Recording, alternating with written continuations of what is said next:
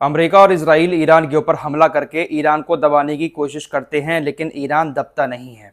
America ने आज Iran के ऊपर हमले किए। ईरान ने भी पलटवार करते हुए मिडिल ईस्ट में अमेरिका के 21 ठिकानों पर टारगेटेड हमले किए।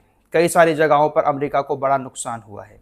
21 जगहों पर अलग अलग देश में ईरान की मिसाइलों ने अमेरिका को टारगेट किया।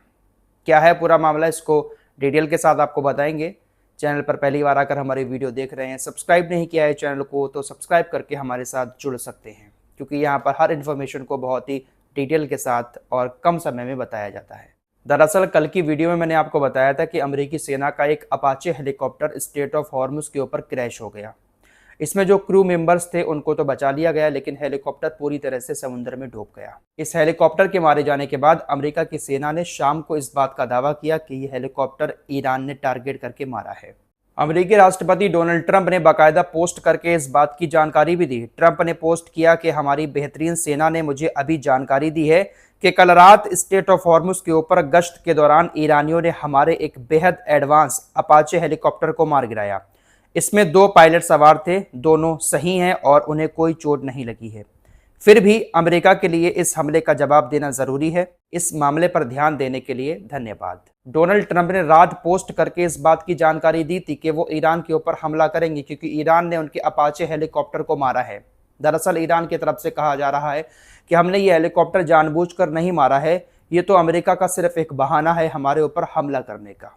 हाँ, ये बात ठीक है कि अमेरिका का अपाचे हेलीकॉप्टर ईरान के शाही ड्रोन से ही मारा गया है, लेकिन ईरान का कहना है कि हमने जानबूझकर अपाचे हेलीकॉप्टर पर ड्रोन अटैक नहीं किया था। अमेरिका का Apache helicopter straight of Hormuz के ऊपर निगरानी कर रहा था। उसी टाइम पर हमने कुछ ड्रोन छोड़े, वही ड्रोन अपाचे हेलीकॉप्टर से टकरा गया और हेलीकॉप्टर क्रैश हो गया। जानबूझकर हमने अमेरिका के हेलीकॉप्टर को नहीं मारा, लेकिन ये सिर्फ एक बहाना ढूंढ रहे हैं कि कैसे भी करके किसी बहाने ईरान को दबाया जाए, ईरान के ऊपर हमले किए जाए।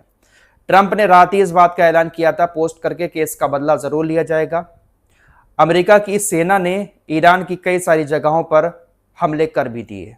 ईरान की मेहर न्यूज एजेंसी और फार्स न्यूज एजेंसी ने इस बात की जानकारी दी है कि ईरान के होर्मुजगान प्रांत के कई क्षेत्रों में कोहेस्तान, सिरीक, मिनाब और बंदर अब्बास, इन तमाम जगहों पर विस्फोटों की आवाजें सुनाई दी हैं। हालांकि अभी तक ये क्लियर नहीं हो पाया है कि आखिर कौन से क्षेत्र को ज्यादा निशाना बनाया गया था, सटीक निशाना कौन से क्षेत्र पर लगाया था अमेरिका की सेना ने। हालांकि तमाम जगहों से विस्फोटों की आवाजें सुनाई दी हैं।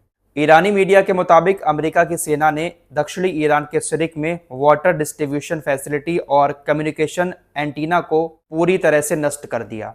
500 और 2000 क्यूबिक मीटर के रिजर्वॉयर टैंक यहां पर मौजूद थे। अमेरिका की सेना ने वहां पर हमला किया, जिसकी वजह से कई सारे गांव के पानी की सप्लाई ठप हो चुकी है। दक्षिणी ईरान के जो प्रांत हैं जहां पर अमेरिका की सेना ने हमले किए हैं, ये तटीय इलाके हैं। यहाँ पर पीने के पानी की बहुत ज़्यादा दिक्कत है।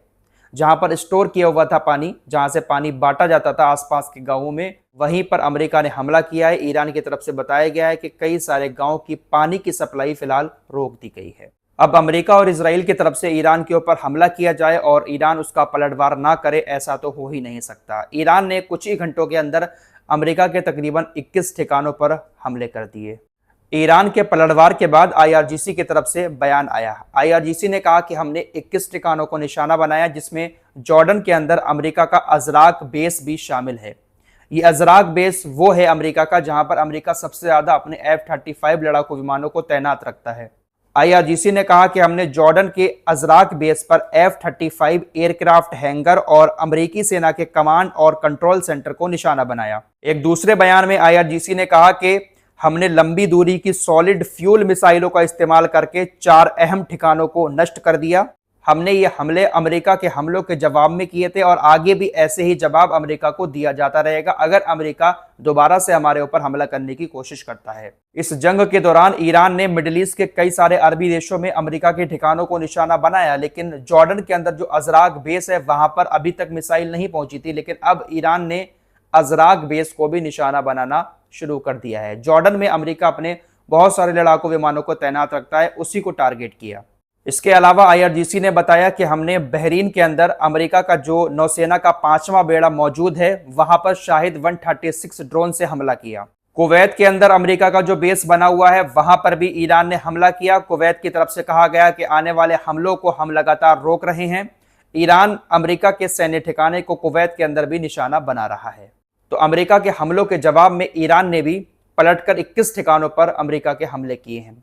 ईरान ने साफ कह दिया है कि अगर दोबारा से फिर से हमारे ऊपर हमले करने की कोशिश की तो हमने पूरी तरह से अपनी मिसाइलों को, अपने ड्रोन को तैयार रखा है, फौरन आपके ऊपर हम पलटवार कर सकते हैं। तो ये अमेरिका और इजराइल इस तरह से ईरान को उकसा रहे हैं कि कैसे भी करके ईरान कोई गलत हरकत करे और ईरान को फिर दबाने का मौका मिल जाए। लेकिन ईरान है कि इनसे दबने का नाम नहीं ले रहा है। दिमाग ईरानियों के पास इनसे कहीं ज्यादा है। ये लोग अपने आप को बहुत ज्यादा चालाक तो समझते हैं, लेकिन ईरान इनसे कहीं ज्यादा आगे चल रहा है। इजराइल ने भी लेबनान के ऊपर हमला करके ईरान को उकसाने की कोशिश की कि ईरान कोई गलत हरकत करे, गलत कदम उठाए और फिर ईरान को दबाया जाए।